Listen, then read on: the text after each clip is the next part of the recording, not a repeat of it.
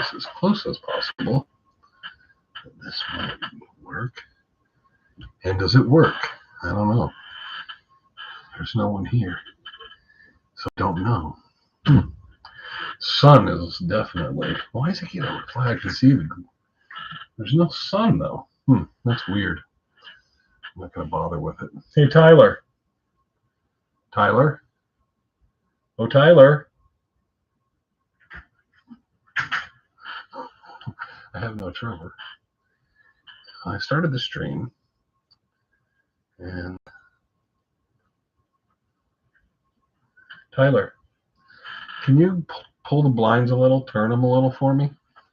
Because I'm getting that light. Just keep turning until I say when.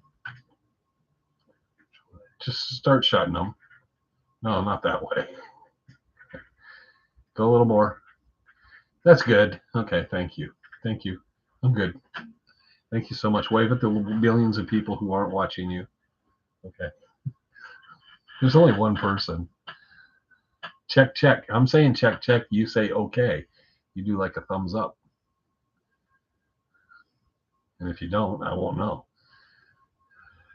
Because suppose Tyler hooked this up. So nobody's answering me. Shows it's on. And I go, okay, well, there you go.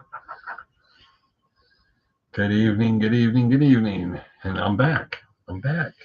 I'm back. After a brief bout of dementia about, oh, that's right, I do have a live podcast I do on Fridays. I should remember that once in a while. And we'll get into all that. Did just barely make it here. When it would turn 4 o'clock, I just sat in the chair. So it was kind of a close call.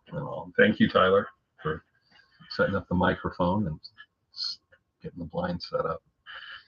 Tyler did make a quick jump in here, so everybody can hear me. Everything's good, right? Okay. All is well. 74 degrees. It's perfect weather. Can't beat the weather out here right now. Lows are in the low 40s. Highs are in the low 70s. It's just perfect. So we're doing great weather. Roger. I don't know. Roger. I don't know. Anyway, so there we go. So we're back on Friday. It has new timeout lengths. Okay, quit. What does that mean? You can now put people in timeout. There's a timeout for this. Sound level's good. Okay, there's a timeout on YouTube. I'm putting you in timeout for up to 24 hours. It's just kind of stupid. Anyways, so here we are.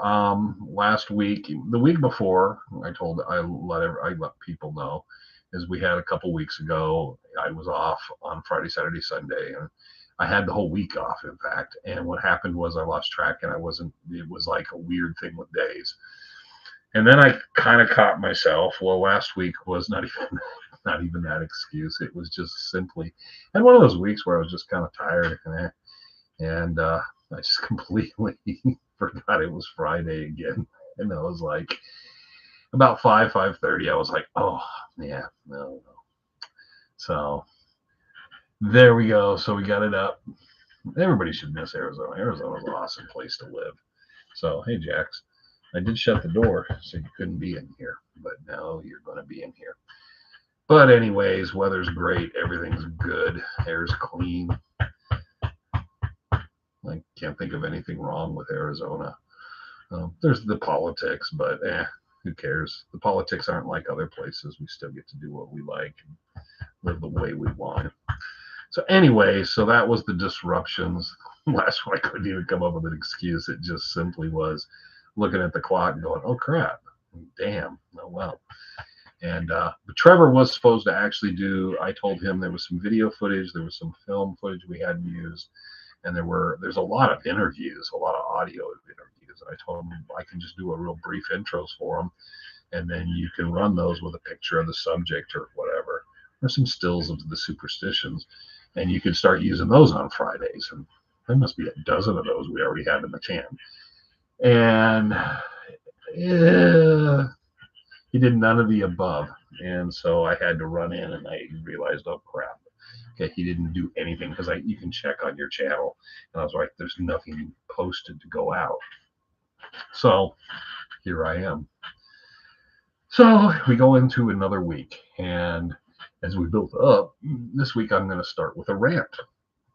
It's not really a rant, it's just a little thing, and I'm going to keep occasionally going back to it because it does upset me. And it should upset everybody who does this stuff that likes not just this channel, but anything going through YouTube and streaming. There's an individual out there, his name's Mr. Baldwin. Not Mr. Beast, but Mr. Baldwin. He's, I think he's an ex-Special Forces guy.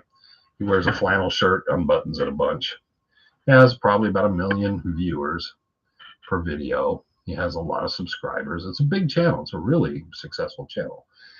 And I'm not a big, subscriber, watch every YouTube video, but I like his stuff. It involves mysteries, different kind of stories, serial killers, kind of behind, kind of some pretty cool stuff. Not really paranormal. There's stuff that's like nobody can know, nobody was able to solve it. So I thought it was pretty cool stuff. And I would listen, if I'm sitting somewhere waiting or whatever. I don't have a book to open because I do really still like to read books. I would listen to Mr. Baldwin and one of his stories. And there's a number of channels like that I listen to. And I always liked his stuff. And I always thought, because it's kind of, to me, educational. You catch a subject, and then sometimes you go and pick up a book or read more about it because you're like, well, that was really interesting. I wonder in the crime mysteries section or something like that, true crime, I can find the book on it and stuff and learn more about it. So I was a fan of the channel. I thought he did a good job. Thank him for his service to our country. Cool thing. I wasn't a big fan of necessarily him, but I thought he did a really nice job with his channel. And if you've seen it, you'd be familiar with it. And so then I was really happy to see, he's doing Adolph Ruth, because that's not his subject matter, but it is a kind of a mystery thing. Any updates on Trevor's production? Yes. The music's getting done in the next few weeks. So it's creeping along. Anyways, I'll get back to this, Ed. So I'm watching, and I go to watch it because anything to do with the Superstitions that promotes any of it is good for anyone. So any YouTube channel that's doing content for the Superstitions, the Lost Dutchman Mine, any TV program, not if I'm involved, anything is good because it's good for the subject matter. And I always believe that if someone else does something and it's halfway decent, that's good for all of us. It's good for everyone. So I'm like, yes, okay. So I go to watch it. And I left a comment. You can see it because it says Legend of the Superstition Mountains in the comment. If you find the comments, I don't think they've erased it because I don't think they look at their comments. Anyhow, I left a comment because after watching the video, which was probably 20, 25 minutes, pretty much like ours, I realized I commented that he got 3 things right. The guy's name, it was Adolph Ruth. He was in the Superstition Mountains and he died. I think I additionally added in 2 people did pack him in. The rest of the story was an absolute complete fabrication. I mean, I'm not even saying he speculated or his opinion was wrong, because I can say that, because people are going to have a different opinion. He was murdered, he was this, he died of natural causes. That's one thing. No. He made up everything. Ruth was riding around on a donkey, all this stuff. He just absolutely, completely made up bullshit. None of it was true. It wasn't even, it was basically like someone said, hey, there's this guy Adolph Ruth that died in the Superstition Mountains. They found him, and here's when he got lost, and here's when they found him, and basically make up the rest of it in between. Completely made up. And I was so bummed out. And it made me mad because when you watch something, and especially something like that, you think you're going to go at least to Wikipedia. You know something of the story. And I realized everything I've ever listened to him, I have to question, because I realized in that case, he just knew there was a story about a guy named Adolph Ruth, and he didn't even basically read a paragraph about the story. It was completely made up bullshit. The content was utterly garbage. Now, in my case, I can sit on my soapbox because we do a YouTube channel. We've had a couple million views. We got 10,000 subscribers, I think, or something. And we're very small. We're puny compared to him. We're nothing. And I'm not picking a fight because I could care less in some ways, but his mom writes for him. Here's the part that I hate. I have never gotten a dime out of this. Okay. The money that ever comes through this goes elsewhere. None of it goes to me, not a dime. None of the revenue to do with anything, the t-shirts, anything. Okay. There's not a production team behind me, or I have a job and there's people that are employed that work for me and I do payroll and stuff, but it has nothing to do with this. And this here, where we get shirts, we give, I'll take the money and buy some shirts and give some shirts away. But I absolutely take no revenue whatsoever for this. I'm not in it for the cash. I'm purely a boss, a person who works for me. But I get nothing out of this, not a dime.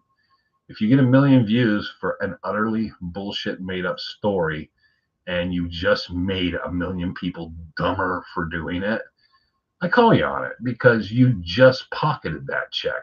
And I don't care what he says about it. I unsubscribed and I walked away from it and decided I'll never watch another of his content. Now I am promoting it because he's got 1 million views, so you could go see it for yourself. But I've always said, here's my source. I got this from this book. I've heard this tale. I read this in here. I kind of give the sources and whether or not I can, believe in the story or not. But I kind of back it up. And you can tell if you ever check into anything I do, especially the historical stuff, I've done my research. You can pick up a book and you'll go like, oh, he actually got the dates right. And he actually did read the book. And I'll show you the books like I'd talk about Barry Storm and I'll Thunder God's Gold or something about that. Or, a story what to do with Tom Collenborn, whether it came from the Chronicles, which are available online, or something out of his book. If I reference it, because I don't do stories from his book, but I'll tell a story and it'll be something and I'll say, here's a good reference place you can get more information in one of Tom's books or on the Collenborn Chronicles. Which I always want to do because it backs up what I say, what I do. I want people to go out there and question it. I tell you something, you don't have to say it's, absolute truth. Wayne's not the smartest guy in the world, and I do have opinions on things that are different from other people. But in this case, it kind of started to burn me because I thought the way he tells the stories and stuff is kind of like he's doing something. There should be some honest representation. People are watching it or listening to it, and I felt a little kind of insulted and done by it. Other than that, I could care less, but yes, I walked away from it. People would say, well, that's kind of hypocrite because you're telling people and they watch it. But if people go watch it and they watch it, and anybody that does this stuff and has read anything about the Dutchman or listened or watched our videos is going to go there and totally be confused. And I think that's the thing, is someone should be called out when they're just basically profiting off of people for utter bullshit. And that's what I don't like. If you're making a video that's your opinion and your speculation and here's the story and here's what I think happened and all, that's still that's different than what happened in that case. So there's my rant for the week. I've been carrying that one around, and a few people, Mike himself might have even heard it from me because I kind of like vented it a little to people because it really did burn me because I watched it, I enjoyed it, and I sometimes was taking and doing further, looking at things further, like, oh, the name of this guy or that. And I thought, well, man, I like those type of things. I like the true crime podcasts. I like conspiracy theories stuff. I like the ones where they're the non-believers in conspiracy theories and listen to them and then, but I always pick up books. I got books on the pros version of Bigfoot and the con version. And most of the books are actually in the con version because they're conning you. But I always read this stuff and I kind of look into it and try to at least have a balanced bit of research. My view may be different because of my opinion and what I've read, but I always want to have a good fair overview of the material I'm doing. I've watched so many suspect vids on there. Yep. So, and we will be touching upon a subject matter a little like that, Ed. We will be doing, in the next 4 or 5 videos, there will be one that people have asked. And I said it was going to come, but it was something I was going to wait on and give time and let some things go by. It's not going to be a hit piece. It's not going to be a critique. It's going to be my version of it, and I'll make that very clear. And I'm going to do the story on it and do and dance around. And it'll take me a little while because I'm going to have to dance around a few things in there because they're, it's not about friendships. I think my friends are completely understanding of me being honest and straight and forthcoming. I don't think they would ever have a problem with that. Actually, the opposite. I think they would expect that of me. I'm not. They wouldn't expect me to be an ass kisser or nothing. But I want to be like tell the story the best way I can. So that's one amongst a number of stories we got lined up, and you'll see in Chasing Legends on Mondays. And I won't breathe, but you will look for it. And seriously, she does. I just got that. Well, then his mom's not doing very good research, which is really sad that his YouTube, I mean, I liked the channel. I'm not a big fan of Mr. Beast or some of the other ones, the big ones, but that one I was actually kind of liked, and that was disappointing. I do watch some of that kind of stuff. So yeah, go over there and don't give them hate mail. Don't be trolls. I just take it up as there's a lot of that happens and goes out. For the most part, if you're 50% on or 25% on, if there's something there, good meat, I can say the rest of it's opinion, speculation, let it fly, because I'm not going to hate on anybody, because my opinion is it's good for everybody. And when we did our television show, I kept telling people who were really out to sabotage us, and there were a bunch of jealous assholes. Let's be pure and honest about it. And I kept telling them, why be vindictive? Why not just grab onto us, be friends, and go for the ride?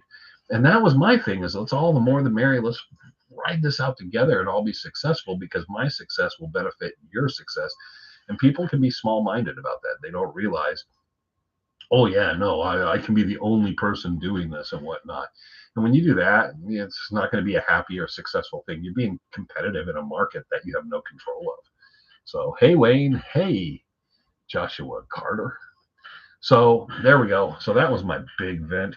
In fact, I just showed you 2 books. I just picked up these books. They're at a bookstore for like $5 a piece. A hardback of Tom Collimbourne's Ride Through Time. I didn't even look to see if it was a first edition. Let's look. It's a first edition. So no. It's a second edition. Okay. Second edition, Ride Through Time, hardback, which is nice and in excellent condition. And then, does this have the notes of authenticity in the back? Yes, it does. The notes of authenticity in the back of Thunder God's Gold. And which edition is it? They never have the dust covers. Never have the dust covers. Where is it? I'm trying to find it. Anyways, well worth the money. I think this is the first edition. Original first edition, isn't it? Yep. Okay. So I got a first edition of that, $10 well spent.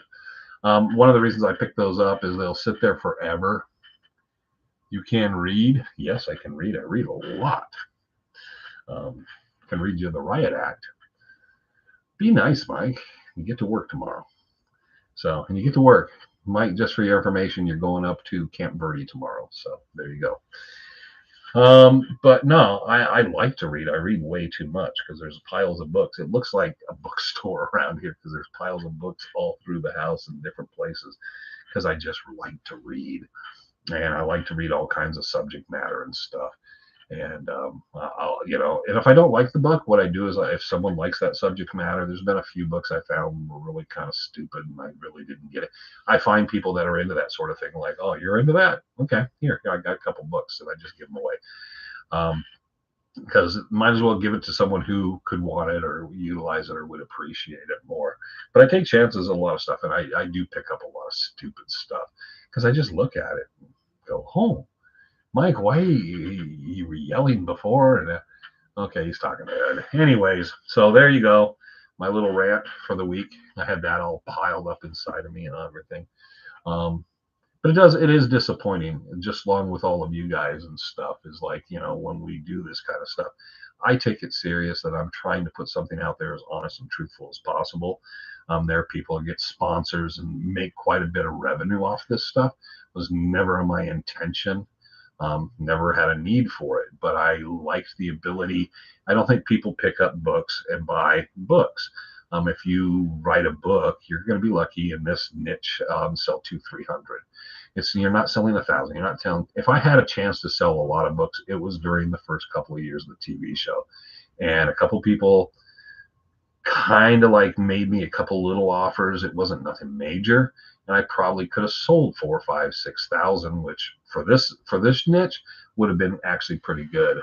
Nothing like Jack Carlson has sold, but at the time we were so busy and there was so much going on. It was like, how am I going to piece this together? And I wanted it to be something halfway decent. And I sat down and talked to the publisher, and I told them I wasn't sure which direction I wanted to go with it. And so it just kind of fell to the wayside for another year or two. And then I decided, if it's something I want to do someday, and what comes out, it'll be because it's something I specifically want to do.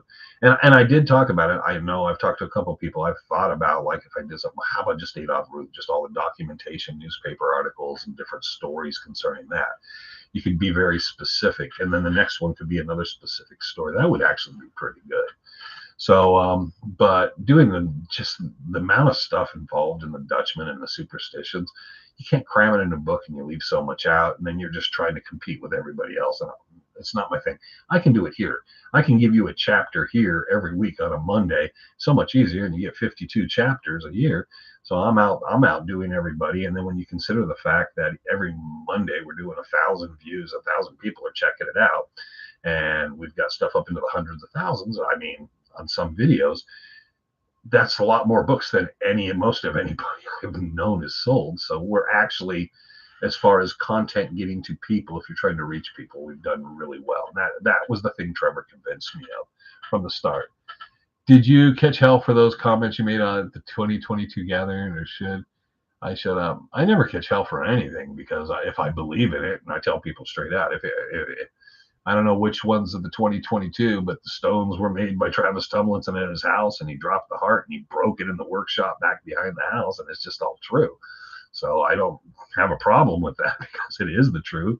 And I've seen some of the blueprints he had for it. All that stuff came out so long ago, and now people are loosening up. But eventually someone's going to do a documentary, go out to Texas, visit with the family, and they're just going to tell the straight up truth of it all. And people aren't going to believe them even still then when they show everything. It is what it is. Let's see. That video cracks me up. My guy looks like a guy from Bigfoot Expedition. Oh, that guy from the mountains. Yeah. So the other thing I will get into while we're here sitting here, because this will be our negative Friday for a while, is anybody been watching Blind Frog Ranch? I took an interest into it because the offer the production company gave me. A good group of people. I worked with them on what was it? Unexplained and crap. Unexplained and unknown and unexplained. What was that show? It was on Science Channel. Explain it. Anyways, working with Emiliano and Justin, and they contacted me, and I think I've kind of touched on that story before, and they called me up and we talked about it. I told them to pick up on Terry Carter, or Unexplained and Unexplored. Unexplored, yeah. No, Unexplained and Misplaced. Anyways, I told them to get a hold of Terry Carter or Dalil, because I wasn't interested in the paranormal aspects and some of the goofiness they were talking about. And I dodged a bullet, I see, because I've watched each season. I've recently watched it, and it's just mind-blowing, because last season they were down in some tunnel, and there was some gas, and they were in these hazmat suits.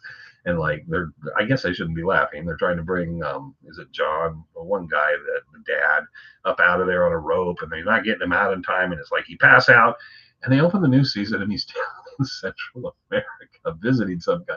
They don't even touch upon the fact that he almost died and this happened.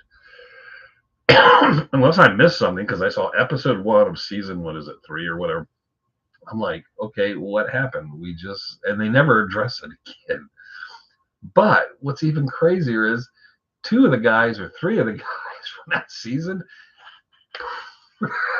are gone, and they never explain that. They just have these new guys come in, and one of them is like awful. It's like, okay, so it has become my utter bullshit favorite show to watch because I just sit there and just go, okay, what are we doing? One scene, this last episode last night, they're rappelling down to a cave, and they rappel to the cave, and there's all this danger. They're banging off these rocks, and the whole time you see the drone flying next to the guy, and all you can think of is, well, you could have just taken the drone and flown it in the cave and looked at for the mark that you were looking for. You didn't have to rappel and not, because they never got in the cave. They show you what's in the cave because they used the drone in the end, and you realize that. It's absolutely just weird created drama. It's absolutely ridiculous. And people are digging holes and then they fill up with water. And just weird, crazy stuff they're doing. And they're doing it in a way where, and this is, if you hate Oak Island, you'd appreciate it so much more by the structure that the production company puts in. I don't know what they're doing over in Blind Frog Ranch because they're literally flying all over the place. And you keep thinking, but what? I mean, I think they keep you hooked in because you're so confused about what they're doing anymore. His name's Dwayne, the guy, the dad. His name's Dwayne. But it's just, and every time I watch it, I just sit there and smile because, if anything else, I dodged a bullet on that one. I could not imagine being associated with that thing.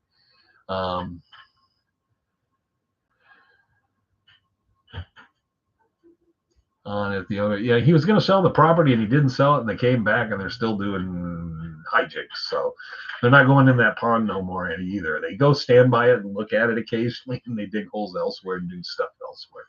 They found gold, little gold bars, okay, little tiny gold bars, okay, look like little chocolate bars. And they found a couple in a cave, and they go like, "Hey, we found gold. Okay, well, cool, let's go." And then they just leave, and there's no explanation, no digging in that cave, no heavy excavation, nothing. Oh, we found this, and later, and we don't talk about it again. They don't weigh it. They don't send it for analysis. They don't do anything. So I don't know what they're doing. It's just kind of woo, woo, woo. It's the Stooges, man. And if they don't have a sense of humor about it, if they get like ever wind of me making fun of them, and they're all like, well, Jesus Christ, dudes, if you got half a brain, I don't care if your IQ's only 75. If you watch your own show, you need to be sitting on the couch rolling laughing because it is goofy as crap. It makes no sense, and we know nothing's real about what's going on there. All right, so they haven't come across anything. Okay, it's going to sell the property. Terry Carter in History Channel with the brothers from Oak Island. I didn't know he did. It must have been a Beyond Oak Island thing or something. Anyways, good for Terry. Yeah, but Oak Island, I mean, they have a way of producing the show that we're saying. Both shows are very similar. You have owners of property, and so you don't need the permit, so you can set the crews up, so you can. It's a brilliant strategy. If your creative effort and your filming, everything goes right, it's just money in the bank. And I'm sure they're making money on it. They wouldn't be doing this season and doing it if there wasn't anybody watching. We don't see the ratings ever since Showbuzz quit doing. They were the last place that was publicly releasing ratings for all TV shows and cable and major networks. And now that those are gone, we don't get the comparative notes. But they were not drawing flies before. Discovery is really weird in Travel Channel. I don't know the subscriber rate for cable on their channels and so forth, but they run at a far lower rate than History Channel and A&E. And I've worked with both. I don't have a problem. It is, and I've learned now the new thing is it's not the production company. It's certain individuals within the production company. I've had nothing good things to say about Prometheus, the group I just worked with on History's Greatest Mysteries and Lawrence Fishburne. Great group of people there. I don't think they were Prometheus. They were a different group, and they had a lot of contractors working on that show. But great people treated me awesome. But and we're gonna do video on that. We'll do a Chasing Legends where you get to go with me when I'm going out there to do the filming and stuff. We have all that footage and stuff stockpiled up, which will be a fun experience. So I want to do that kind of when the show's coming out. But you work with one group and then there's a different group working that. You don't know who some of the executive producers behind the scenes are. So I like the people. I just sometimes the product's like, okay. Well, it's not too fake. I just don't. The brother's going to help Terry Carter. Yeah, okay, that was the that's that extra show they do. Not it's the Beyond Oak Island thing. Okay, yeah. Iggy Pop in the Stooges. No, not Iggy Pop in the Stooges. It's more like the Larry Moe and Curly Stooges. History Channel has brothers doing some sort of survival thing, dropping them someplace and hiking. Yeah, well, we did that with Les Stroud, and that's over with. Yeah, and I heard, all the shows are going to have their contrived bit. They can try to be honest. They can, the cinematography. Blind Frog Ranch cinematography. There's some good cinematography in there. They do some nice shots. They've picked up some good stuff that I like. So I will give credit there. I don't know if I know anybody that's working on this other than the people that reached out to me, and I didn't know them personally. They were told to reach to me by the group from Unexplained Unexplored. So they were reaching out to me because of how well we work together on the other programming and all. And that's what happens a lot of times. You work everything you work the next show. I'm always trying to do everything I can to make the best show possible. How it turns out has nothing to do with anything I did in the end result. It's just simply how they want to edit it, how they want to twist and turn, what they want to drop out. But I love being part of when I can go into something and have them help connect. And when they did Beyond Oak Island, they almost just did not really want to come to Arizona. They wanted to do it from California. And I talked and said, you really need to go into Arizona. And they managed to come here. And I was there when they filmed. Gary Drayton, Bob Schuss, and I hung out. I wasn't on camera in that, but I'm there filming. I actually someday I think I've released that video of me filming them doing their thing. I'm walking around filming them while they're filming them. But they got the Feldmans, and I'm trying to think if they got a hold of it, who else they had in that program. It was Jesse and Ron and Josh were in it, and I know Schuss was. I'm trying to think if they talked to Clay. This is just before COVID hit too. It's been a while. It's been a minute, but I don't know if they got a hold of Sandflake. I was trying to get them to reach out to everybody and all the people they were reaching to, and some of it didn't work out the timing at the time. So, but no, TV's TV, and I will watch it and give it always a chance. My thing with Blind Frog Ranch is someone's going to have to come down eventually and explain this to me, because I'm just watching it, trying to connect anything at this point. It's the biggest puzzle. Maybe they're absolutely genius because it makes absolutely no sense. Love the history, but the twisting and dragging and that's one of the problems. See, Oak Island has done a wonderful job of bringing us all in, because they have a thing. Oh, we're going to show up. We're going to talk to the brothers. Rick now does a pontification. Well, what I think we should do, little brother. And then Rick talks about the history and preserving the history. And he does that little talk couple times in the show, 2 or 3 times in the show. He gets like a 2-3 minute little speech. And it's this beauty of like preserving the history and the memories of the people behind us. It's like, okay, whatever. Okay, this is great. And then Marty, the guy with the money, he goes over. He's a little more energetic about it. And he's like, well, let's find the gold, the treasure. Polar opposites on some of that. And then now they actually just take a shovel and occasionally turn over some dirt. That used to be Jack Begley's job, and he lost that job to them because they're probably both in their 70s now, and they can't be doing anything really harsh with them out there. But they have, if you watch the show, it is segmented and stuff. And they'll go, okay, we've had too much of Gary doing this, so we won't. But there's usually a Gary metal detecting. We go in, we check the metal, or we find something in an excavation over here sifting through stuff, so we'll take that in there and we'll hit that with a bunch of radiation. And they have a kind of a staged program how they do it. It works well. My biggest problem with Oak Island, and Frank hates it, says it's boring. He won't even try it. My biggest problem is the recap. You can literally fast forward through 50% of the show because it's just recapping. They tell you what happened after it happened, go to commercial, come back, recap it again, and then start showing you the same scene. So 50% of the show is recap, which drives me crazy. Treasure, the Dutchman, should you risk everything to go after? Well, you shouldn't risk everything to go after any treasure unless you're sure of it, if you got a sure thing. I don't even know if what's left at Victoria Peak. If anything, there's some stuff out by Victoria Peak. I don't know. It's hard to say, because you look at some things, and I know, people. This is a discussion I had with Greg Davis actually the other day. And I've had many times with Clay Worse, and I had with Tom Collingborn. The psychology of some people are so all in.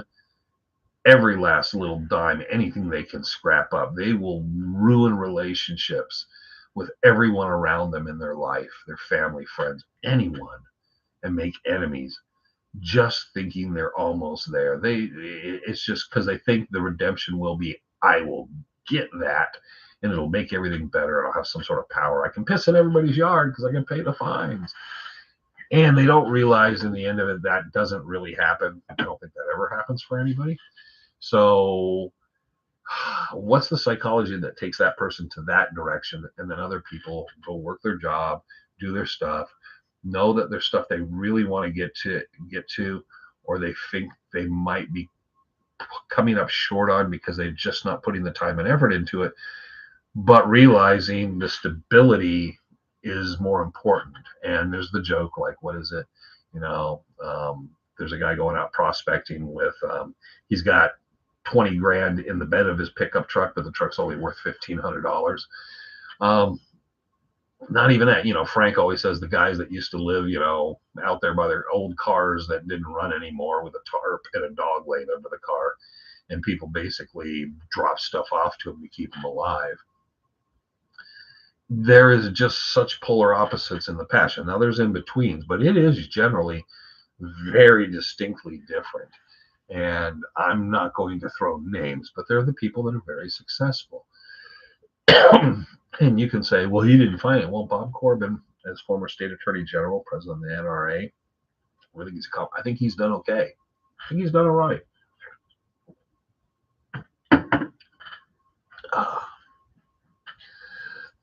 And most of the shows are kind of funny, and I have a sense of humor about them. Blind Frog Ranch just catches me like mountain monsters of utterly so ridiculous. But it's even Mountain Monster said, we're hunting for the Sackasaw monster back in that Kiwi swamp. And there was a focus on that. And Blind Frog Ranch is like,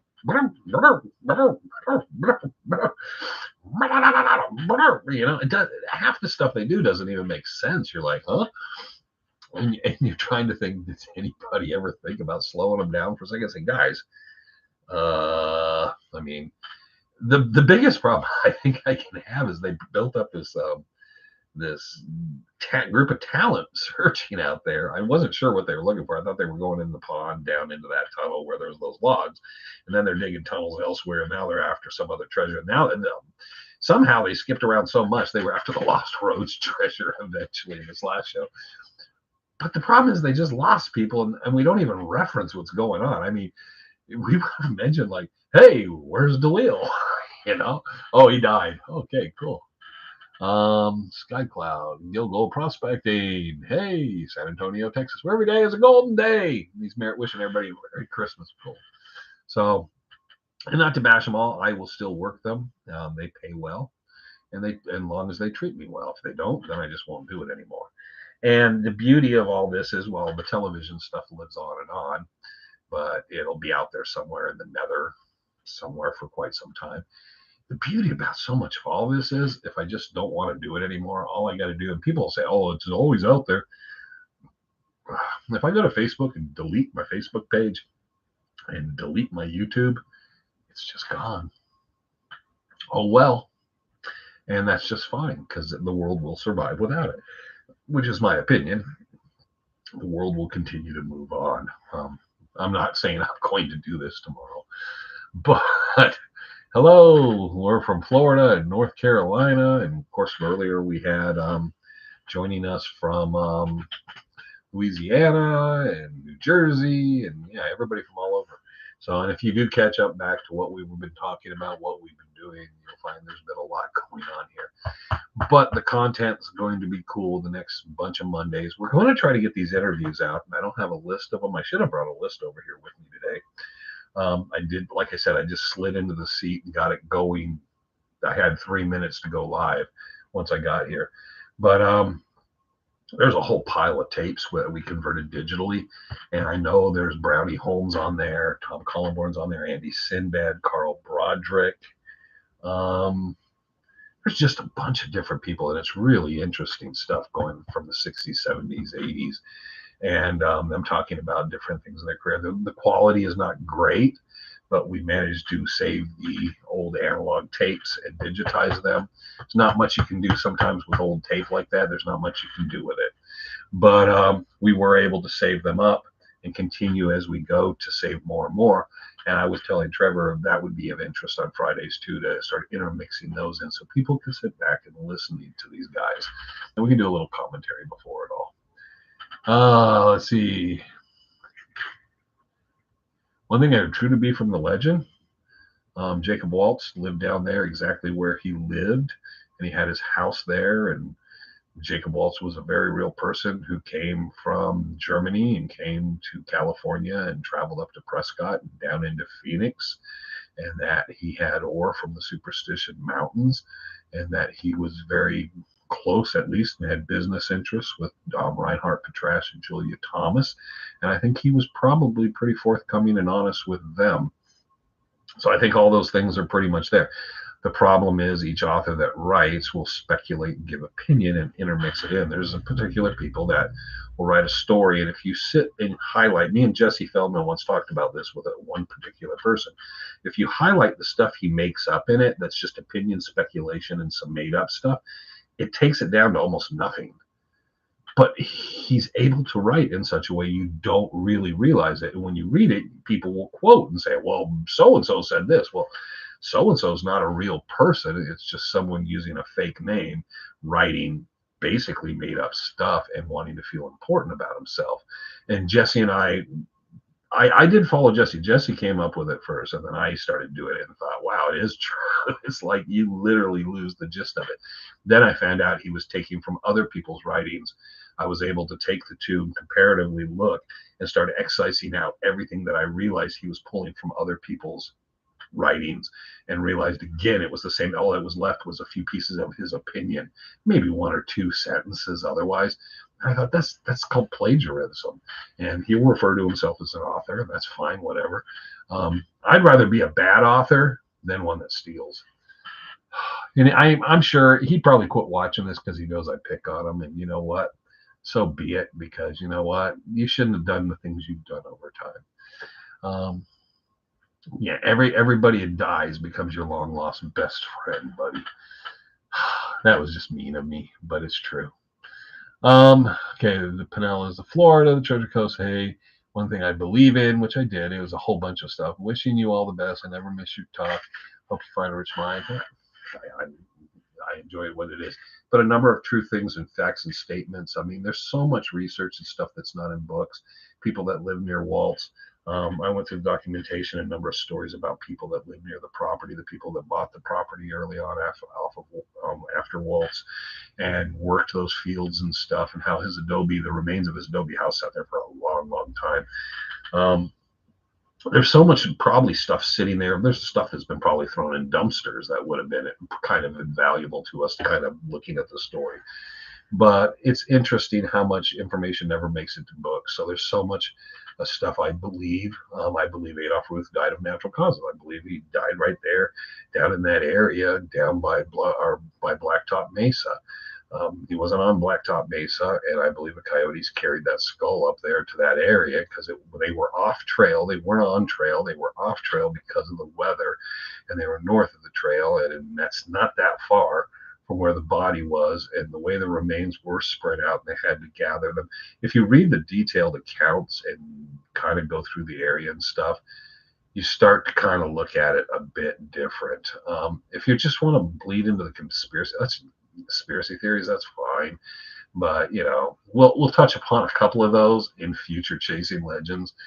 And if you take and you listen, I always want to be the skeptic because the scientific method is to try to prove it's wrong, try to prove it's true, not go just, I believe in this full halt and I'm going to find every piece of evidence that backs up what I'm saying, but I'll forget all the stuff that dismisses my idea.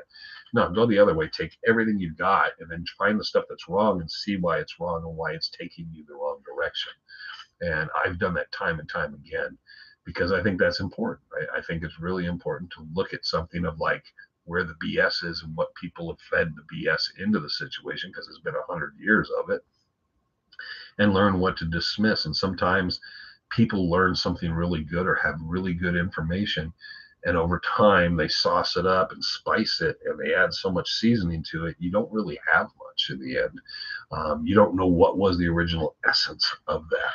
Just think about it. If someone would have had the presence of mind, which Jim Bark did, but if someone had the presence of mind to get, not just the Bark notes, but some of the material from Jim Bark or Sim Seeley, sit down and talk with them, someone would have managed to get Reinhard Petrash to sit down during the last 30 years of his life, just to have Reinhardt sit down and talk about it and not call him on any bullshit. Just let him talk about everything. How tall was Waltz? How was this? What was some of the stories he told you?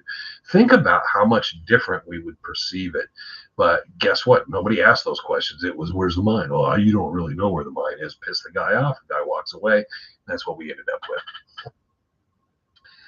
All right. So, wishing the best on a rich mind. Okay, we got that. Have a mindset of being 1880. Well, and it was 1870s. I mean, come on, Waltz would have come into the mind probably sometime in the 1860s, late 1860s, early 1870s. So that's the mindset you want to be in and stuff there. I saw something there. What's your opinions on the Stones? What Stones? The Peralta Stones? Oh, you've come late. We have videos on that. That's why I did them, so I didn't have to talk about this. Travis Tomlinson made this Peralta Stones. He made more than one set. He made multiple sets, at least two we know of. They exist. One's at the museum, the other one the family has. And there's blueprints and stuff of where he drew stuff up, and he made other fake maps like the Julia Thomas map and other stuff. He even made a treasure map before all this. There's stone carvings all over the property. The heart was the break, and the heart was not from when he found it or it was broken in the ground and they put it together. He dropped it on the cement or stone floor in the workshop when he was showing the relatives the stone. It's pretty clear and apparent that a lot of that stuff started coming out in the early 2000s, and it built up and built up, and people started talking to the family. And it was like incredible the amount of information they were willing just to talk about. And a lot of stuff started making sense in the story after that, and a lot of little things. The problem is, and I don't have that much of a problem. I'll say what, when someone asks me the question like now, I'll answer it. If someone wants to believe in the stone maps and follow the stone maps around in the mountains and do all that stuff and think they're finding treasure, and I can tell you what they've all found so far, what they've come up with and what they have in hand, and that's fine. If they're not hurting themselves or hurting anyone else or taking money from people and stuff like that, it's perfectly fine. It's what they want to believe in. Dreamers can dream. If they ask me the question of why I can sit there and speak to them for 2 hours about documented fact and evidence and show them pictures of things, and they're still probably not going to believe, because once they're hooked into some people dream certain things, they can't be deterred. And I understand that. And there are a bunch of people that are very hardcore stone map guys, have written books, written about them, talk about them, just believe in them wholeheartedly. And guess what? I got no problem with it, my friends. And if they want to go out and go look at stuff, I like being in the mountains, so I don't have a problem. So I'll sit there and tell them I don't really believe in this stuff. And Randy Wright knew that from the very beginning. Frank knew that with me from the beginning in the TV show episode 1. And I say, why are we here at this museum? These things are fake. And it's just right from the start. I wanted to kind of set that in motion, just let people understand and not people get hurt or harmed by their belief in them. If you believe in it and you're not hurting anyone or harming yourself in the process, all the more power to you. I just don't want someone to get hurt because of someone's basic hoax con from the 50s. Pre-earthquake would be hard to determine. Earthquake didn't do nothing. That is a fallacy. If you go in the superstitions, if you've been in the superstitions, walk the superstitions, get in the back country, and when you see stones that you could go up, 3 or 4 people could topple off of other stones, and the way they're precariously balanced, little stones on big stones on little stones, when you see all of it, if there was a major earthquake that would have covered a mine, none of those stones would be standing, and they're standing today. And some of them literally you could move. I mean, small group of people could move. So an earthquake would have made them move. They didn't move. It just is a pure and simple fact. The earthquake theory was like, I don't know, someone at a newspaper probably came up with it and used it. That's just what it is. Unexplained and unexplored with that. And I tried to tell them, as I said, just go look at the hoodoos and the stuff in the mountains. Take 10 minutes out there and film it, and then tell me how what you're thinking transpired when there's stuff just hanging by threads everywhere in the mountains. How is that stuff still up there all the time? And it's been there for the last 40, 50 years. It's probably been there for, what, 1,000 years. Sorry, I almost dropped an F-bomb. But the same reason I never went back to Arizona. Okay. I don't know if that was addressing someone or whatnot. Hey, good to see you, Bowman, though. Thank you, Wayne. LOL. But no, everybody's allowed to believe in what they want to believe in. And if I can help or keep people from harm, that's fine. If someone says, no, I'm full of crap, that's fine too. It's not my hurt feeling. Like I said, if someone else is digging or searching in an area that I think there's absolutely nothing, or I know there's absolutely nothing, what harm is it causing me? Because most of the time, so a lot of people are doing it in Google Earth, or they're not here, or they're not physically getting hurt. And if people aren't physically getting hurt, I have no problem. If people are doing it properly and exploring and enjoying the mountains, I'm all in favor of that, because I'm all about that as well. Think about the crazy stuff going on in Arizona around the time Waltz was gathering gold. And Wyatt and Doc Holliday and Cowboys, and Arizona was wild as hell back then. You know what was funny? I was at a rest stop. I had to run up to Flagstaff, and at one of the rest stops there was a board, and it was talking about all this stuff about Arizona. And they had a thing briefly on the Superstition Mountains in Goldfield and Lost Dutchman or something, and they brought up Wyatt Earp. Don't bring up Jacob Waltz's name. Bring up those guys, which is Tombstone, which is a long way away. Even though Earp's wasn't his one wife was buried up there by the Silver King, I think. I don't know. San Felice can tell that story. He wanted to go out there one day, and I was like, yeah, I don't want to go out there. Is it marked even? Yeah, it's marked, but the cemetery, you can't even tell it's really there. Well, okay, well, that's a waste of time. And hope Jack's doing good, though. I haven't talked to him last week or so. So I have to check in on him. Just checked on a few people. It's always it always gets tough, especially at this time of the year. The work has been busy 6-7 days a week, and everything you're trying to do and catch up, and everything you're winding up, and then you're just sitting there going, oh man, how's so-and-so doing? So I did catch up with Shoes this week, and Greg Davis, and a few people, and there's a few people I got to get back to. But the Dutch Hunter smoke signals, which we communicate through and around each other to different people, still is working and very active. But it's a busy time of the year for some people, and not just the holidays, but work-wise. And because of that, it just is what it is. So trying to, in your opinion, was it a found vein or lost Spanish mine or something else? You mean the Dutchman? I kind of believe it had something to do with similar to what the original story was. Why I don't understand why Julia Thomas and Reinhard Petrasch would have made up the story. That's the biggest problem. They said it involves a group of people called the Peraltas, and Walt supposedly, when they found him, they told Jim that he had the deed that the Peraltas, or whoever it was, gave to him for temporary ownership of the mine and all that stuff. That stuff was all burned up by either Reinhardt or Godfrey many, many years ago. So I would think I don't know if it was Spanish. I think it was more likely kind of like towards the end of the Spanish time, and some of the families that were you would consider more probably predominantly at that time Mexican, because you got to remember there was the Spanish rule, and there's about a 40-50 year window where it's the Mexican families up in Arizona, and then they're pushed back down into Mexico, and Arizona becomes part of the United States, the territory at first. So when you look at that history, it was like it's an odd determination what's Mexican and what's Spanish. The people that had been there several generations were a mixture of Spanish and what we consider today Mexican. So the Peraltas would have been originally probably a Spanish family. So if it was them, you could call it either or on that. And either way, it's they're basically European culture people. So there is that. I mean, so I think that was it. I don't think Waltz just ran into a surface vein. I think someone had found the surface veins before him.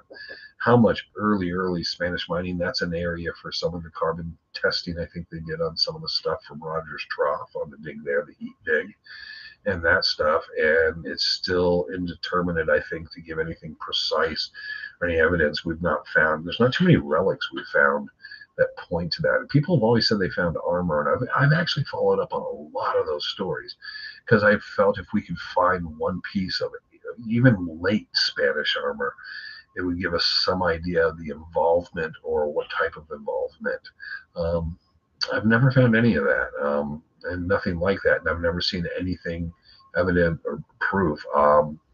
And I talked to Bob Shoes. Bob Shoes and I talked about it. He told me a couple stories about guys that said they found something similar to what they thought might be Spanish armor, and were trying to locate it. He went out to help them recover it. They were unable to find the place again, and it frustrated him because if you want to believe it, you want the evidence. You can't believe in it.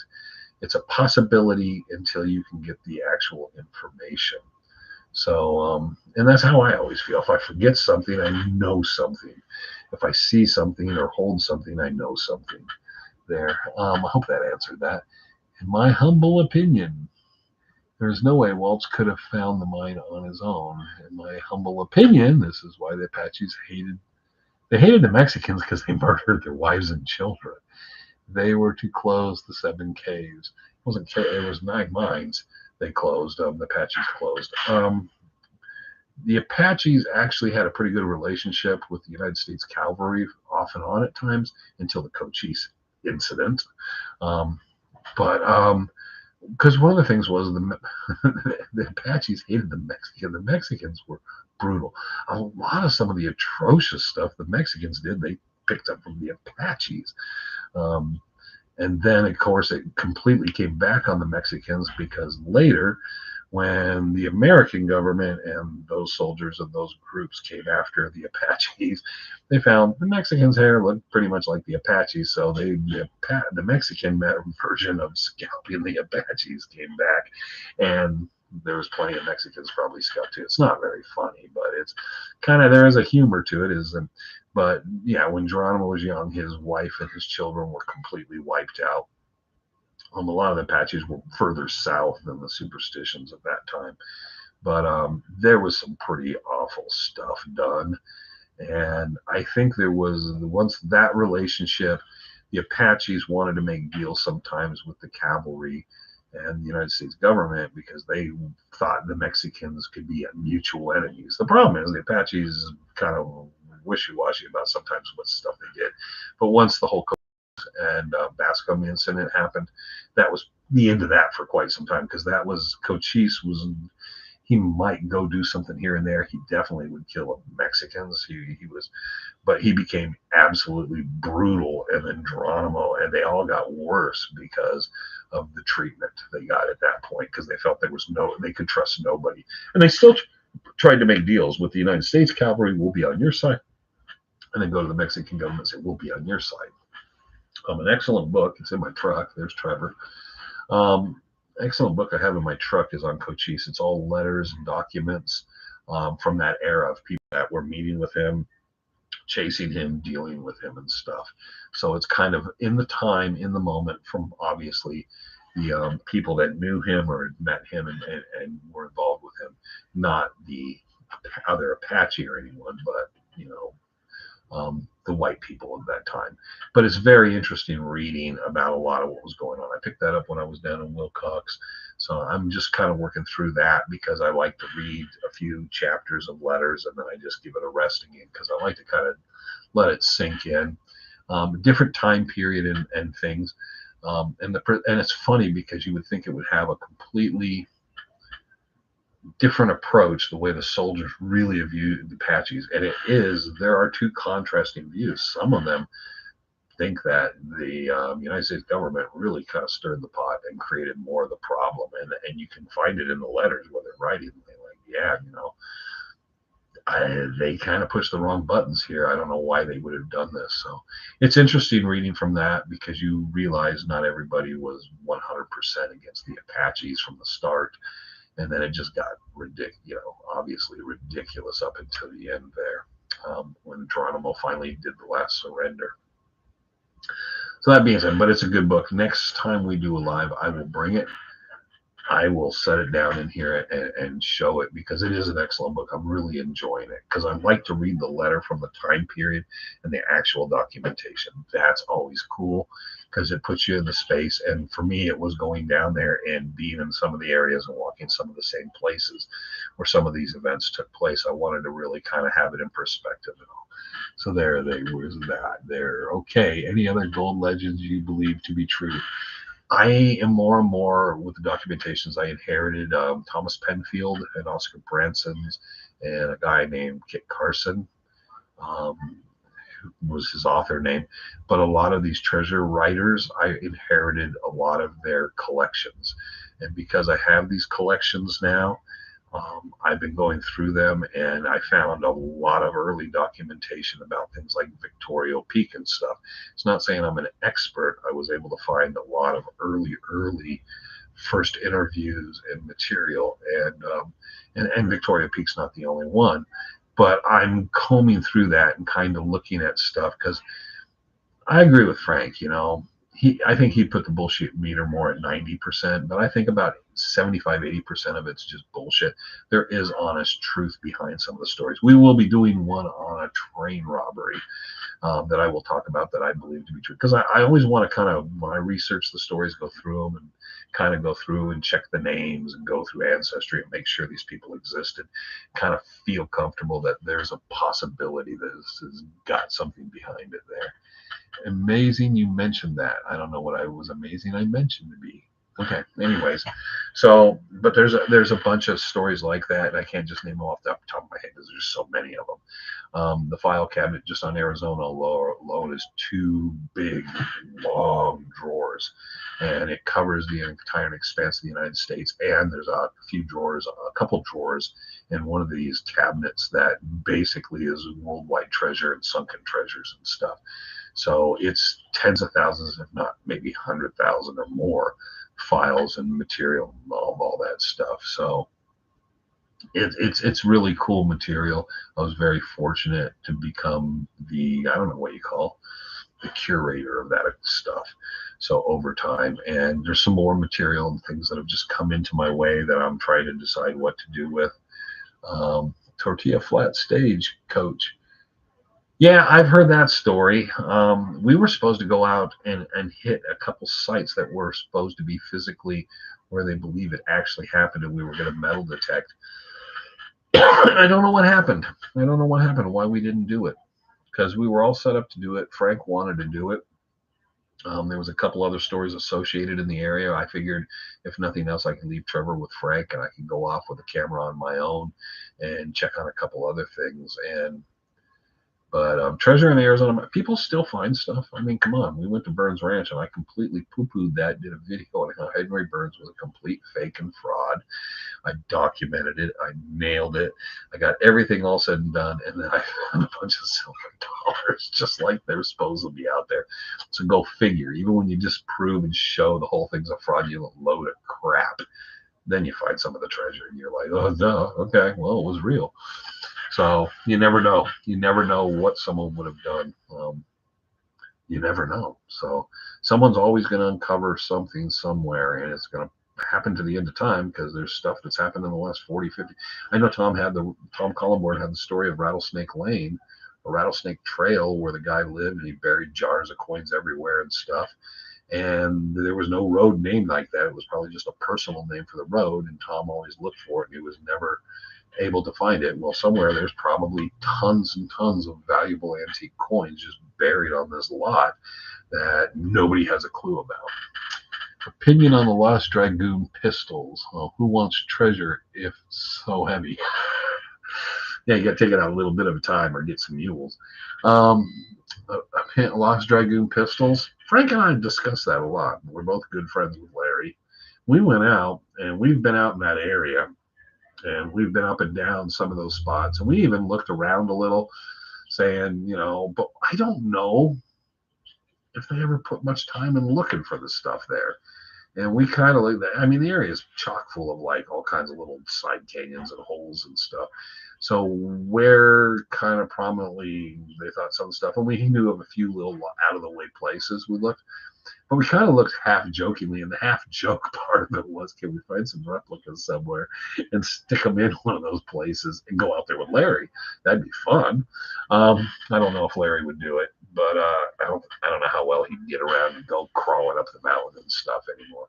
But we did go out and kind of follow it up, and I didn't want to touch the story or do anything. We filmed, but we filmed and talked about other stuff while we were doing it because we didn't. It was kind of his story. It's kind of like one of his stories. He did the Civil War reenactments and that stuff, and then he does the Dragoon pistol story, and there's a couple others. And as far as I'm concerned, me and Frank looked around. We drove, kind of took some of that. Tom Collenborn had his opinions on some of the stuff involving in it, so we looked and kind of looked around and stuff, but we didn't come up with anything. And we didn't. We kind of felt like if they were there and the story was actually authentic, someone would have found them by now because it's been kind of out there for a long time, and it's pretty easy area to cover, but we don't know. Again, I can't tell you yes or no or whatever. Thank you, Wayne. Interesting discussion. For some reason, I tend to believe Sal when he tells his tales. That's okay. I don't love hearing Sal talk about stories. Pistols found were near a butte. That's what he's. Well, I don't know if the pistols were found. They're still supposedly missing. There's a couple boxes of them. I don't know. There's a bunch of stories about this. I know Bob Ward threw a bunch of stuff in different mines and stuff. And I know one of the places he did it, and it's just off limits. We can't get to it. We really tried to convince a television crew for a show to allow us to excavate, have a deputy sheriff stand by, and we would find and recover some of the rifles. Who knows what they were used for? But there was a possibility of skeletal remains or some other things incriminating, and we wanted to do that just to kind of like present a show. And we were kind of, I'm not sure if we wanted to be talented involved in it or just wanted to be behind the scenes and kind of give them some stuff and get some guys like Sal and different people on screen. And it didn't work out. They showed zero interest. And we were like, but there's going to be something coming out of that hole. And all we need is we need an excavator, and you need a few people and all. We don't need a permit. We can get around this because we could have an active mining claim in the spot. I thought it was a win-win-win, and they decided they were not interested at all. I took pictures, put a lot of material together, and they were out and they were looking for some program to run, and they never got off the ground with anything. But I think it would have been a pretty good show of going out and doing some recovery out of some abandoned mines that had purposely been shut, and we would reopen them and kind of see with some of the ones suspect of why it was. And this one, we knew there was stuff in it. And maybe someday, one day, something will be able to happen. All right. Well, I'm going to wrap it up because it's near and out, and kind of we're getting to dinner time, and I'm trying to. Hopefully, I was entertaining this evening and informative and all the good things because I missed those other episodes and stuff. I also did another thing. We had the mentors video on one Monday, and I usually share it through a number of areas through social media because that's how we get our views. People are aware that they're there. and it did far less than the rest of the videos you'll notice if you go through. And that's just because I completely forgot to share it the whole week. And by the time I remembered, I thought with the 2 a week and the way we do things, I didn't want it to conflict with something else. So it just will always be that weird low spot. And I know the reason for it. No problem for everybody. Me and Larry butted heads over the Dragoons. This patchy friend told me a story about 4 or 5 pet hunted some of the, long knife, and one was killed 3 miles north of where Larry talks. Larry's a good guy, though. I like Larry. He's a good guy. He's not a Dutch hunter. He's mildly interested in the superstitions. He has a lot of Trevor didn't do shit today. It was Tyler. Tyler came in and helped get everything together today. It was Tyler and me. He was briefly, if you guys didn't jump in, Tyler was briefly on camera at the beginning. He ran and adjusted the blinds for me, but he also set up the mic and some stuff. So, but yeah, Trevor kind of bailed on us today. Trevor's Mondays, so thank you, Trevor, for Mondays putting everything together. But again, I want to always say Larry's a good guy. I like Larry, and I think a lot of Larry. I made sure he got a special recognition award and stuff like that. So people always think, I am not the person, I will be upset about the way something's presented or something's done or bullshit involved with stuff, but there's never any jealousy or anything about anything anyone else is doing or what they're doing. I want them to be smiling and happy and have good lives. So I'm always happy for Larry if he's doing good and doing well. I haven't talked to him for a while. I haven't seen him. I didn't even really get to talk to him at the rendezvous, but briefly kind of ran a couple things by him and talking to him. But no, I like Larry. So there you go. Love the show. Thank you. And you're always entertaining. Well, okay. Hopefully I'm informative too. Wayne and Trev, enjoy your weekend. Thank you, everybody. So I'm gonna wrap it up. This was Legends Live. Thank you for joining us. I made it. And we're happy, healthy, and alive. And we will be back this Monday with another Chasing Legends episode, coming down, getting close to the end of the year. That's cool. Everybody start getting ready for your happy holidays in the next week. We will see you next week, Chasing Legends on Monday, and we will have some content on Friday. Oh, Bowman jumped in. I did not know he would react. Well, Larry reacts the way Larry reacts, and they all can react that way, and they can all get kind of fired up. And it's fine, Sometimes you put the time in. There's some people that are perfectly allowed to kind of get upset or this or that about some things. He's a bit protective of that story, and that's why I've never touched on it. I give my opinions a little on it. Like I said, we went out, we were filming and did some side trips doing that stuff. And I just kind of made the call of that's Larry's story. And Larry doesn't want to cross do stuff, and he doesn't want to come over and hang with us. And that's fine. I can talk to him on the phone, and we're friends. And if he wants to do his own thing over here, I'm not going to get into it. I don't want to create any friction for him or make him upset. Oh, we got, no. So it's Larry's thing. There you go. What a guy from no, I agree. Okay, at least Larry found the whiskey. Let's not even go there. I think Larry found his slippers the other day. Let's put it that way. Thanks, dude. No problem, Bobby, man. We will all miss you. Oh, don't delete your stuff yet. No, I was using that as a point of saying when you're tired of it and you're not making any money. Basically saying, there's a time where you just go, hey, you got to understand. Everyone here, I think, fully 100% understands. There was a time I could do this and go in the mountains, talk around campfires with people. Nobody knew who the hell I was. And I was able to be anonymous and kind of be a little bit more of an asshole than I am. And that all had to change because of a TV show and a bunch of other things I got involved in. And so it's, that was the main thing. So if I ever really got sick and tired of it, I always told Trevor, the thing that can keep me hanging in is the ability to know I can pull the plug on it all and just zip back. And I know within a few years, most people will forget about it. Rendezvous, always will be there, but no, it's all good, Bobby. It's all good. You know, when you see me staring off here and we're doing live and I'm just staring in the corner and not saying anything, that's when you got to worry. Thanks again. No problem. Thank you. And I'm not amazing. I'm just trying to be me. So everyone enjoy it. Have a good week. And I will catch you later. This is Weed Tunnel and Legends Live. Signing out.